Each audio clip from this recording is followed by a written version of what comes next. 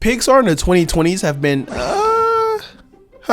that's actually a lot better than I thought, I can't lie. Soul, Luca, Elemental, and Inside Out 2 have all been bangers to me. If I could please have a moment to talk on my ass a little, I would honestly say that they're some of the best that Pixar has to offer. Even though I enjoy modern Pixar movies, I don't think it's crazy to say that most people believe that Pixar is merely a former shell of itself. I mean, with classics like Toy Story, Finding Nemo, The Incredibles, Monsters Inc., and even Cars, I don't blame them. That lineup is insane. And with this newest movie, Elio, being revealed, the weight that Pixar once held has dwindled even further. But that's just it. Is Elio a good or bad movie? It's pretty good, and I'm gonna tell you why. Just watch the video. And you're the leader of? Earth? Hear that, everyone? It's the leader of Earth. Uh-oh.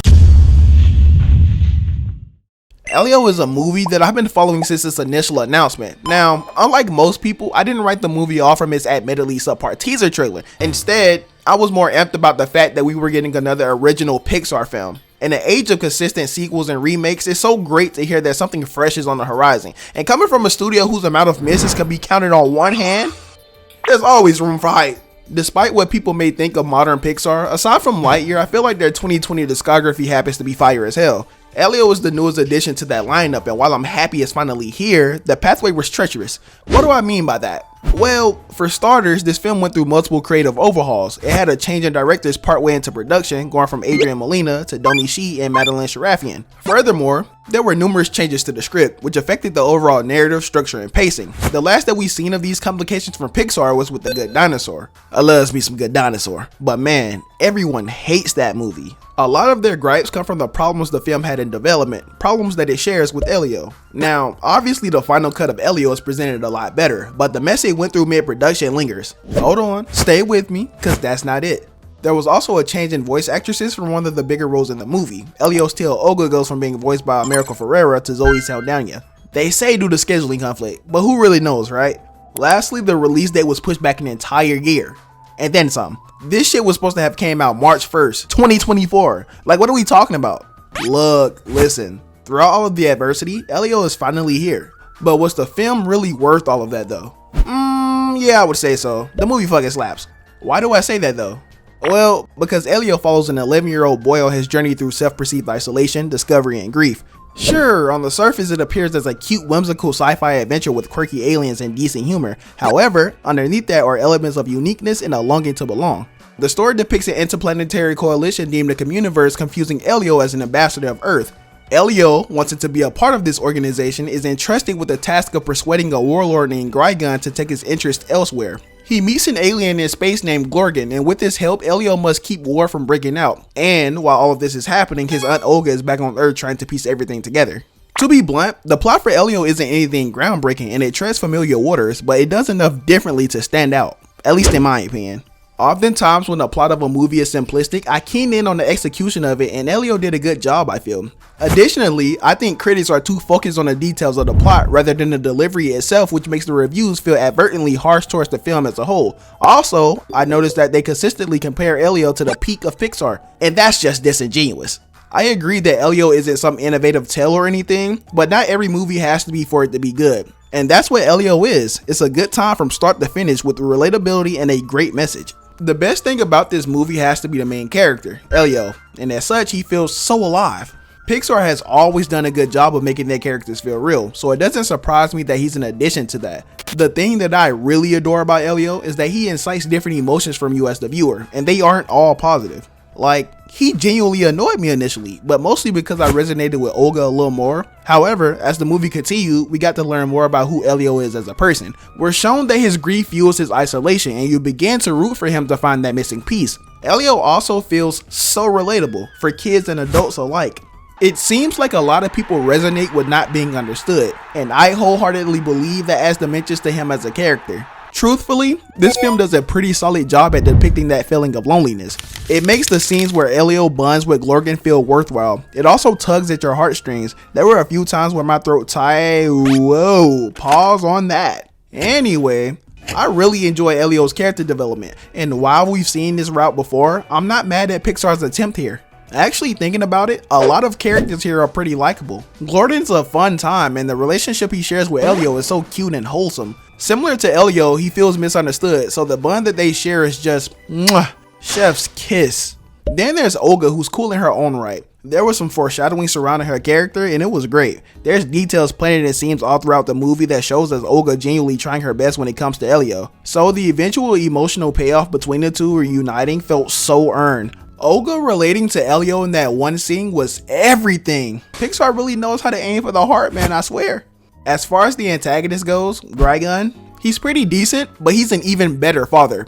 You can tell that he truly cares about his son, Gordon, even if he doesn't necessarily understand him. In the movie, Gordon states that their species wears this battle armor as a means of protection and that they never take it off regardless of circumstance. Later, there's this scene where Grigon, in a desperate situation, exits the armor by destroying it within to save Gordon. It's that pre-established notion that makes this scene one of the best in the movie. That, coupled with the rough exterior that Grigon has, makes it so good. Putting himself in his most vulnerable state for someone other than himself was so powerful.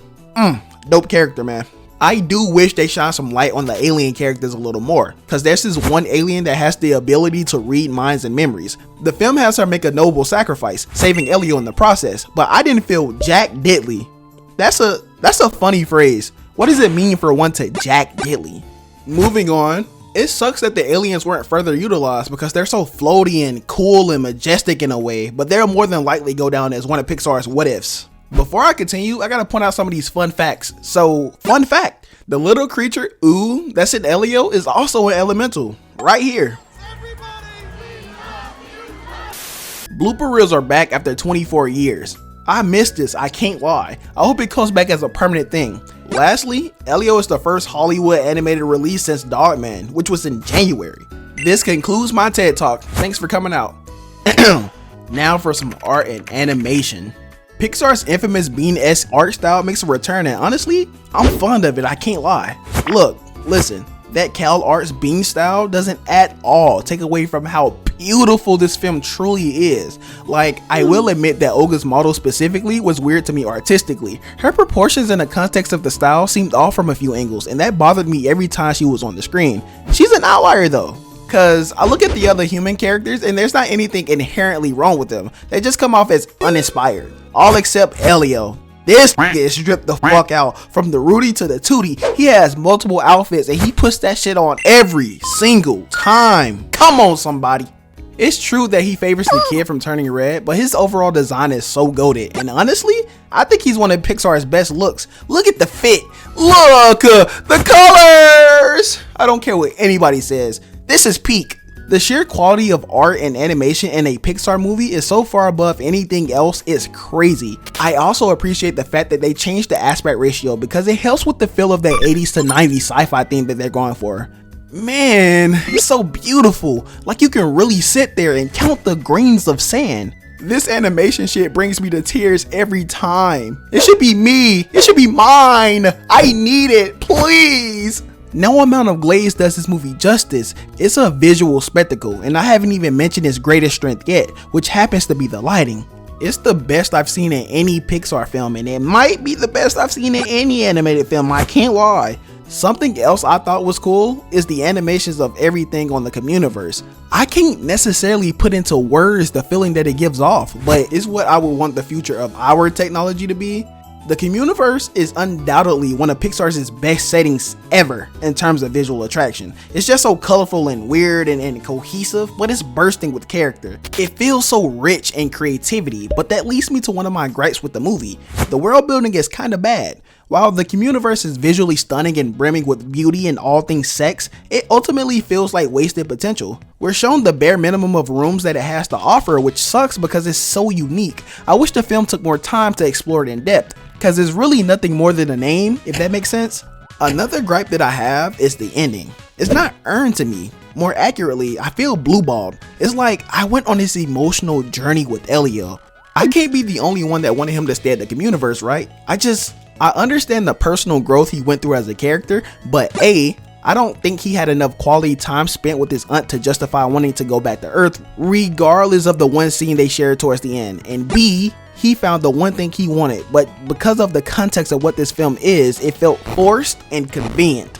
It's just a bittersweet feeling altogether. I could be wrong, but let me know if any of you had a similar issue. I would say that my last gripe is that Elio's grief felt like an afterthought. It comes across as a byproduct of his isolation and not his own thing entirely. There's one or two flashes of it in the movie, and when it was shown, it was decent stuff. It revealed another level of depth to Elio, albeit very shallow. I just wish we got a couple more scenes or nods to how tragic it was for Elio and Olga. It's apparent that there's a lot of potential there, but it's never realized. Ultimately though, that's how I would sum up this movie. Lots of untapped potential.